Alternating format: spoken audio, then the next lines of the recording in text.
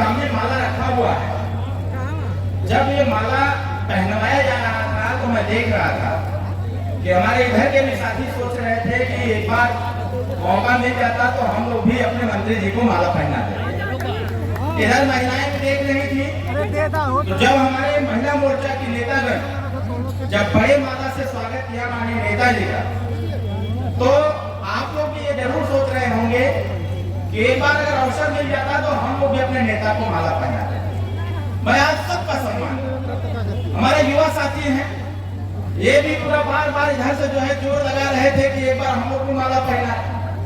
स्वागत का क्रम होना चाहिए, क्योंकि भारत का संविधान कहता है समता, सुरक्षा, बंधुत्व, न्याय। और इस मंच पर जो हमारे नेताजी बैठे हैं, हम सब के अग्रज बैठे हुए हैं, वो भारतीय संविधान के मानक के अनुसार सबके साथ समानता का व्यवहार भी होता है और सबको स्वतंत्रता भी मिलती है और सबके साथ न्याय भी होता है। और इसी चीज को पूरा करने के लिए सुहेल भारतीय समाज पार्टी का निर्माण भी किया गया। चुनाव तो बहुत आए, बहुत गए, देश में 6,500 से ज्यादा पार्टियां हैं, बहुत सारे नेता हैं, लोगों की अलग अलग विचारधारा है, लेकिन अन्य पार्टियों में और सुहेल भारतीय समाज पार्टी में जमीन आसमान का अंतर है। सुहेल भारतीय समाज पार्टी जो ठान लेती है वो करके दिखाती है, और जो नहीं ठानती है उसे डेफिनेटली करके दिखाती है। किसी को पक्का हम करके दिखाएंगे ताकि जनता का विश्वास जिंदाबाद जिंदाबाद जिंदाबाद करेंगे। जिंदाबाद ये मंच, क्या ये जनता, ये सामने बैठे हुए मालिक, ये मंच पर बैठे हुए नेता, हम आप सबसे आग्रह करेंगे कि इस कार्यक्रम में जितने लोग उपस्थित हैं, आप सब लोग इस कार्यक्रम में जितने लोग भी आए हैं, मैं आप सबसे आग्रह करता हूं कि सब लोग अपने अपने हाथ से अपनी अपनी ताली बजा करके अपना अपना स्वागत करिए। आप अपना स्वागत करेंगे, आपके हाथों से बजी हुई ताली का स्वागत आपके नेता तक पहुंचेगा। सब लोग जोरदार ताली बजा के अपना अपना स्वागत करने का काम करिए। साथियों, लड़ाई नहीं है, एक लाइन है। बेशक आज हम सरकार में है, आज हम सरकार में है जिसकी आपको घरदार थी। आपने बहुत पहले, मुझे याद है, जब मैं 14 साल का था, इसी मैदान में आया था, बस व्यवस्थाएं बदली थी। ये जो मंच है, मंच का मुंह इधर का था और ये मैदान पूरा खचाखच भरा हुआ था। जैसे मैदान में प्रवेश किया तो मुझे याद आ गया 14 साल बाद, जब मैं 14 साल की अवस्था में था, तब मैं इसी मंच से यहाँ भाषण दिया और मैंने कहा था कि दुख है तो दुख का कारण है, और अगर कारण है तो इसका निवारण भी है, और हर दुख का निवारण कोई है तो हमारे बीच में बैठा हुआ हमारा नेता ओम प्रकाश रावत और ये सुहेल भारतीय समाज पार्टी के साथियों आज इसी मैदान में बैठे हुए। हमने कहा था आपसे, और लड़ाई भी इसी बात की थी कि इस देश में अगर हम लोग हैं तो हमारा हिस्सा मिलना चाहिए। भारतीय संविधान भी कहता है, जब इस देश को आजाद कराया लोगों ने, जब इस देश में 1950 का संविधान लागू हुआ, संविधान ने फंडामेंटल राइट दिया, मूलभूत अधिकार दिया कि इस देश में रहने वाले जितने भी गरीब तबके के लोग होंगे, उनको इस देश में जीवन यापन करने के लिए उनको रोटी, कपड़ा, मकान, शिक्षा और दवाई मिलना चाहिए। साथियों, लड़ाई इसी बात की थी कि सबसे पहले मुझे राशन मिले, उसके बाद दवाई मिले,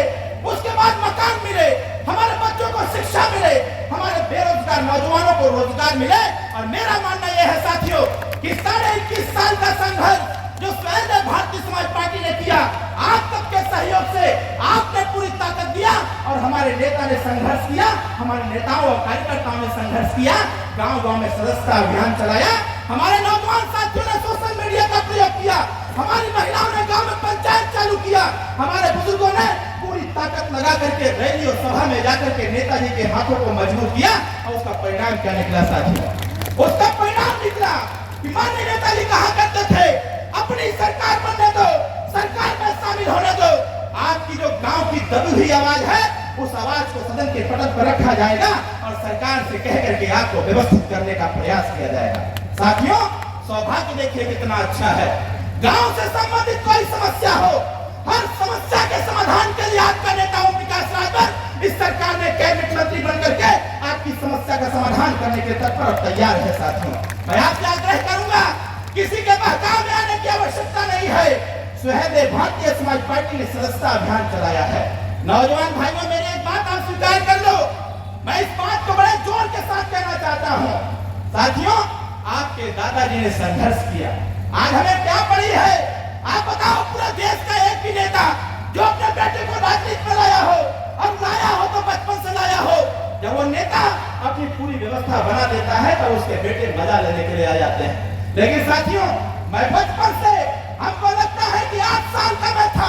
तब से लेकर के आज तक आपके बीच में टहलता हूँ और एक ही बात ये चाहता हूँ, हमारे दादाजी ने मेहनत किया कि समाज का कल्याण हो, हमारे पिताजी मेहनत कर रहे समाज का कल्याण हो, तो फिर मैं पीछे क्यों रहूं? मैंने भी कहा मैं भी मेहनत करूंगा और अपने नौजवान भाइयों से कहूंगा, समय बदलते देर नहीं लगता। अगर एक विधायक पर झारखंड में मुख्यमंत्री बना जा सकता है साथियों, तो सुहेलदेव भारतीय समाज पार्टी उस स्थिति में है,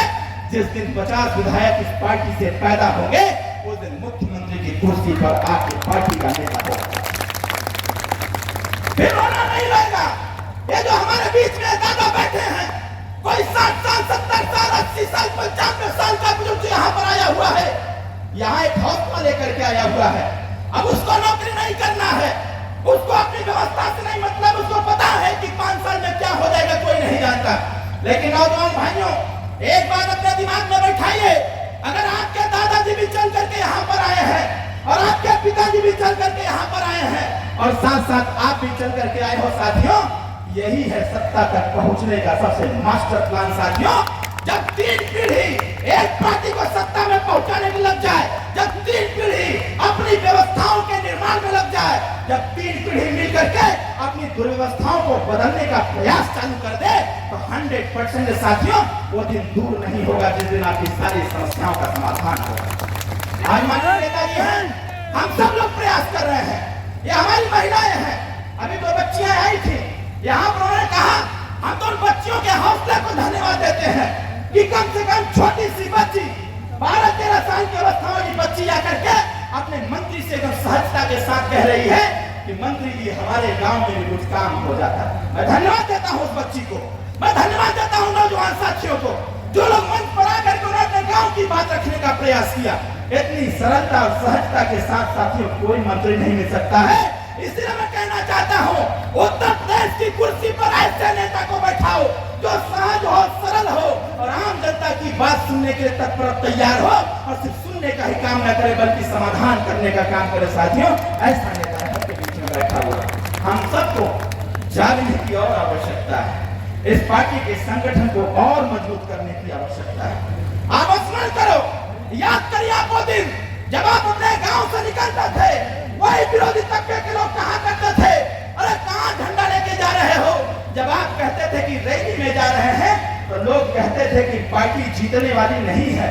पार्टी जीतने वाली नहीं है, आप कहीं परेशान हो रहे हो। लेकिन साथियों, आपने हौसला अपना नहीं तोड़ा और आपने कहा कि अगर किसी ने कहा है